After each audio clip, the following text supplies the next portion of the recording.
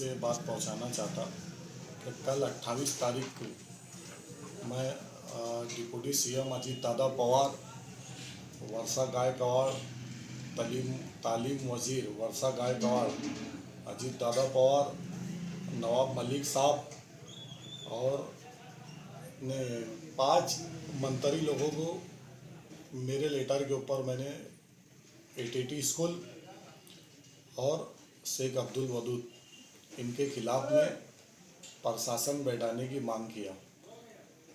प्रशासन बैठाने की मांग करने की वजह ये थी कि मेरे पास में मेरे वार्ड के लोग बोलो या शहर के गौर गरीब तमामी जो गरीब तबके के लोग हैं, इनका एडमिशन नहीं किया जाता वहाँ गरीब लोगों का, और जो गरीब बच्चियाँ ज़्यादा पढ़ लेती और हर मार्कस में आगे रहने के बाद अगर उनकी नौकरी का सवाल आता तो इनसे 20 लाख रुपया मांगे जाता। ये मुझे ऐसी मालूमात दिया गया।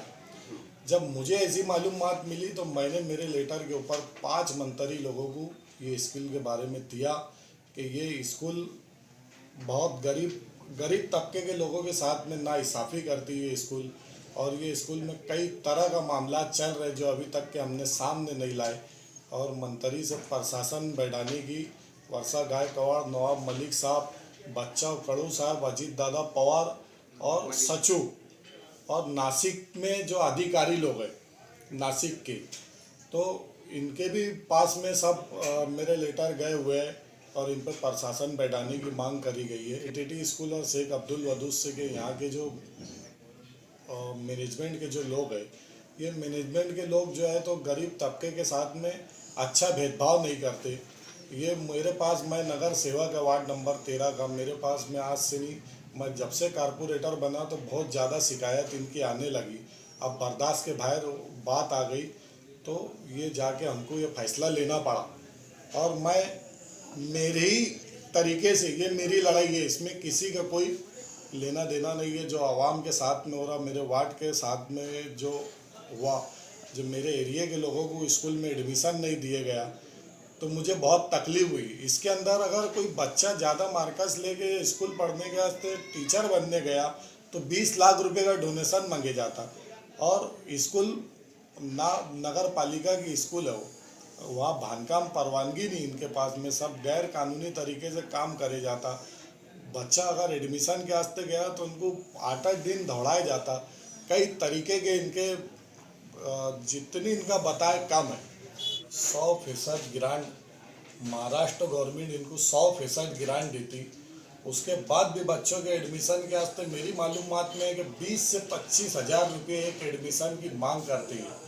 मेरी ऐसी मालूमात में है कि जो लोग एडमिशन के वास्ते गए वो लोगों ने मुझे बताया क्या 100% ग्रांट होने के बाद 20 से 25 हज़ार रुपये एक एडमिशन के वास्ते गरीब बच्चा देगा कहाँ से, गरीब माँ बाप ला के देंगे कहाँ से। इनका आज गरीब बच्चे से 20-25 हज़ार रुपये एक एडमिशन के मांगेंगे तो कहाँ से पढ़ाई होगी। ये मुसलमान कौम के अंदर कहाँ से तालीम हासिल होगी। अगर ये मैनेजमेंट के जो लोग हैं, इनके रिश्तेदार जो है टोटल उसके अंदर टीचर वही है, सब अपने अपने रिश्तेदारों को मैनेजमेंट के लोगों ने वहाँ लगाया है। नहीं तो इसकी मालूमात आप खुद जाके ले। फीस में सख्ती की जाती और अच्छा गरीब बच्चों के माँ बाप के साथ भेदभाव करे जाता, लाइन से बात नहीं की जाती, तमीज़ नहीं जरा भी बात करने की। बैंक के जरिए कारोबार करे जाने होना, स्कूल का पूरा मैनेजमेंट ने बैंक के तरीके से करने होना तो बैंक के तरीके से करते नहीं, तालीम पे तवज्जो नहीं है वहाँ। कल 28 तारीख को प्रशासन से ये मांग करे कल क्या अगर इसके ऊपर का प्रशासन बैठाने होना, ये स्कूल के ऊपर एटीटी पे और शेख अब्दुल वदूद पे अगर प्रशासन नहीं बैठाए तो आगे हम आवाम को लेके इसके ऊपर एक बड़ी तहरीक चलाएंगे। तालीम पे इनका ध्यान नहीं है और मेरा कोई जाति मामला नहीं है। मुझे जैसे जैसे पब्लिक से मालूम पड़ा, मेरे वार्ड के लोगों से मालूम पड़ा, तो मैं गरीब के वास्ते ये लड़ाई लड़ूँ। महाराष्ट्र गवर्नमेंट को ये लेटर दिया गया है कि इसके ऊपर कार्रवाई होना, तालीम के मार पे लूट मार करते, और महाराष्ट्र गवर्नमेंट इसके ऊपर कार्रवाई करे और इस पर प्रशासन में। मालेगांव शहर वालों से भी मेरी गुजारिश है कि पूरे मालेगांव शहर के लोग इनके ऊपर ध्यान दें कि ये कौन से हिसाब से ये स्कूल चला रहे और गरीब के साथ में नाइंसाफ़ी कर रहे। गवर्नमेंट जो है 100% स्कूल के वास्ते ग्रांट देती।